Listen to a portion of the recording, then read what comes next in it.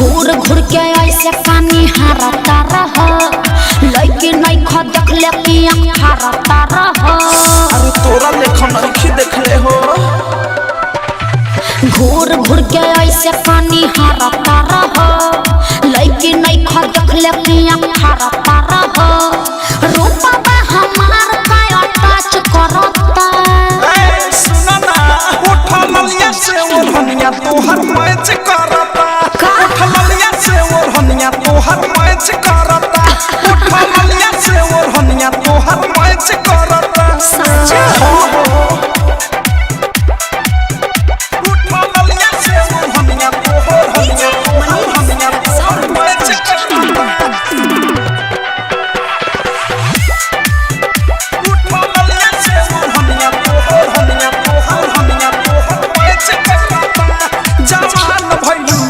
तोर डिमांड बढ़ता।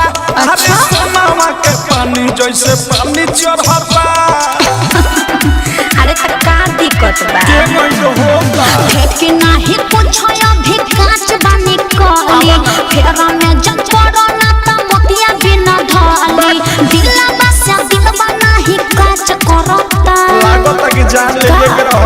उठा ललिया से ओढ़निया तोहर मैच करता। उठा ललिया से ओढ़निया तोहर मैच करता। उठा ललिया से ओढ़निया तोहर मैच करता। अरे ठीक है बा उठा ललिया से ओढ़निया तोहर मैच करता। डायमंड रिकॉर्डिंग स्टूडियो छाना मैच करता। सोचता कथी तू अलहता चला हो। लाभ वाला लेसन के पढ़ाई कला हो।